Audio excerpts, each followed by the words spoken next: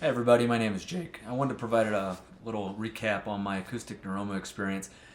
When I first got diagnosed with an acoustic neuroma, I spent a lot of time researching, and a lot of the research came from YouTube videos. So I wanted to return the favor, and hopefully that you guys watching this video can glean something from it and learn a little bit about my experience. And if it helps you, that's great. So essentially what happened with me is I started experiencing some numbness in my left side of my lip, left side of my tongue, and that started occurring early part of October. I thought I had an allergic reaction to something that I was eating. Started a new place of employment. I thought maybe I could have been allergic to something there, and what we found out was it wasn't that at all. And we went through a whole litany of steps, and I went back and I thought maybe it was a muscle pull because I enjoy lifting weights and working out. Thought maybe I pinched a nerve, pulled a muscle, pinched a nerve, causing issues with my face. And then went back in December, and on December 8th, the doctor ended up prescribing an MRI for me, and that was in 2014. And then the following Monday, they called me and said that they found a growth that was originating on the left side in my ear in that area. So I got the MRI report, and it said something about an acoustic neuroma, vestibular schwannoma, and started doing a lot of research and tried to figure out what we wanted to do with it. They set me up with an appointment with a local ENT. And in our small community, our local ENT, we went there and they said, we can't handle these here. So it just so happened that my wife worked with a lady and her husband went through the same procedure about 7 years ago. And they went to Michigan Ear Institute. So we went up there, paid them a visit. Very good staff. The ones that did my surgery were Dr. Babu, and he's one of the physicians there at Michigan Ear Institute. And they did the surgery at Providence Park in Michigan, Novi, Michigan. Very nice facility, very new, about 6 years old, but they do a very nice job, and they deal with about 5 to 7 of these acoustic neuroma patients every week. So definitely competent, more than competent. They did a wonderful job. So just to give you a little background on my experience as an acoustic neuroma person dealing with this, I started noticing some balance issues back in September. Really didn't know what to think of it much because, quite honestly, at my age, you're not thinking that you have a tumor.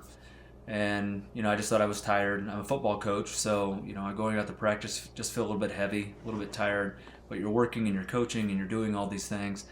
So that kind of led up to all the visits to the doctor, trying to figure out what was going on with the numbness in my face and just the way I was feeling. Well, on February 11th, 2015, we went up for our testing at Michigan Ear Institute. And what they found out is that my hearing had already been impacted, and I was already down to 50% voice recognition in my left ear. My balance nerve didn't get any response out of it. And what they do, they actually blow cool air on your eardrum that's 7 degrees cooler than body temperature, and then they blow air that's 7 degrees hotter than your body temperature. And they did both of those tests on both ears, and on my left ear there was no response. So their final test for my left ear was put ice cold water on my eardrum. And typically, healthy people with good functioning balance nerves, they would cause them to pass out, get sick, and I had no response from it except the fact that my ear was cold, and I could tell that. So that, based on what the doctor said, may have had a positive impact on my recovery, and as it turns out, I believe it did. So we went up on March 26th for the surgery, and up until that time, there was a lot of prep work that went into the surgery from my standpoint. I went and visited a natural health care provider, got on a lot of different supplements to help balance up my body. My wife got me taking some of the essential oils, frankincense, and some others to help encourage my recovery along and just make sure my body was prepped well. And I was working out as often as I could. I work out typically, 3 times a week. Before surgery, I was trying to work out, at least lift weights 3 times a week, and then do cardio a couple times a week, just to prep my body and get in the best shape possible for a successful surgery. So as we went up for the surgery, we went up the night before. You had to be at the hospital at 5, or we had to be at the hospital at 5:15 a.m. They got me back there, put me under about 7:30 in the morning, and then started surgery at 9. So in total, it was a 10.5-hour surgery from the time that they put me under, woke me back up. And the tumor initially on the MRI scan was about 2.1 by 1.8 by 1.9 centimeters. And then the doctor from the surgery came back out and told my family that it was much larger than that. So said it wasn't a baseball size.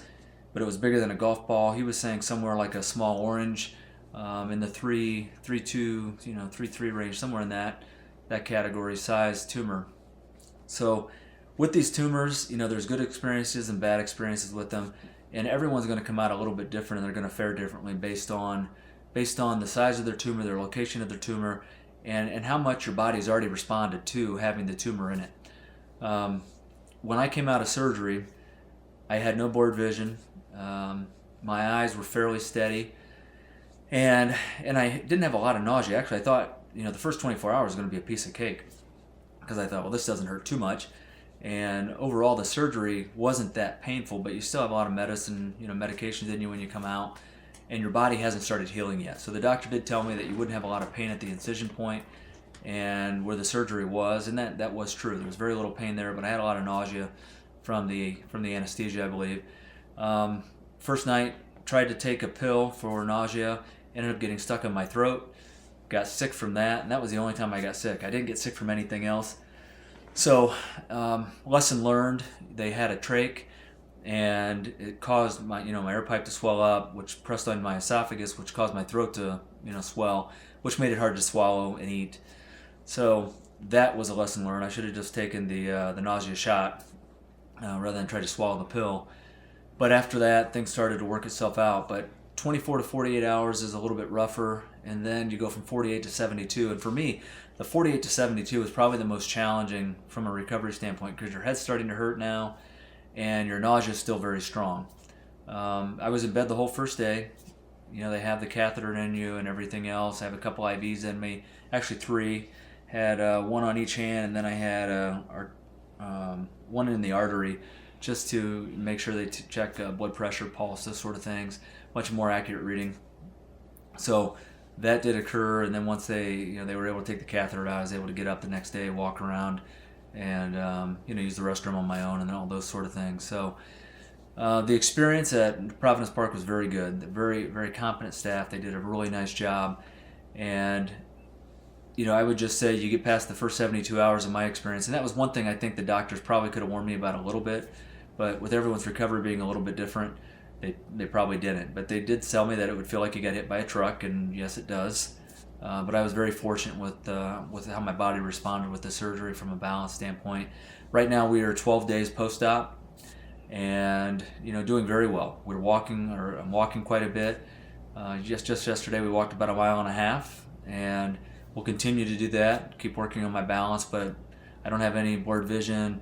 Overall balance, my stability is pretty good, and quite honestly, I feel like I'm close to getting ready to go back to work after 12 days. So there are good and bad with the surgeries. Everyone's experience is different, but I know when I first noticed that when I first was diagnosed with an acoustic neuroma, I did a lot of research, and I know a lot of the YouTube videos helped me, and I wanted to pass that same on to you. So if there's anyone looking out there and you want to see another positive take on the surgery and what you come out of. But regardless, just know that when you come out of this, you will not be the same.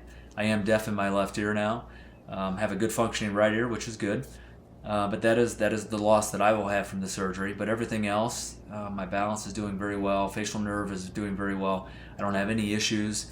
And quite honestly, when the nurses would come in, they kept asking me about the right side of my face, because my face tends to be a little asymmetrical with my right and my left, so they thought I was having some issues on my right when the surgical side was the left side. So that's just something personally that I've always had, but they thought it was something related to that, and I kept having to encourage them that no, it's not. So from the surgery standpoint, I have the scar that most people have with it, and I'll turn my head here. You can see the incision there. They did a nice job with that as well. And overall, recovery is going well, and I just want to encourage anyone with an acoustic neuroma diagnosis and the thought and the process of surgery. There's a lot of resources out there. The Acoustic Neuroma Association, I went to that. It's a very good group of people that have all been through this, and I learned a lot of information from them and got a lot of good feedback on where to look. And the microsurgery approach isn't the only approach. My tumor was large enough where they didn't want to try radiation. I'm young enough where they didn't want to try radiation. So I had to make a choice on, you watch and wait, and that's not really an option with the size of my tumor. or the gamma knife or cyberknife surgery, which they're concerned with 30 years down the road, what's that going to be, and how is my body going to respond to that, and would the tumor respond to it? So I chose with the translab approach, and overall, besides the deafness in my left ear, I'm very happy with the results of the surgery. And there is hope, and hopefully people that are dealing with this find this video to be somewhat uplifting and positive, because I did have a good experience with it, and Michigan Ear Institute did a wonderful job, and Dr. Babu's team. So thank you very much for your time.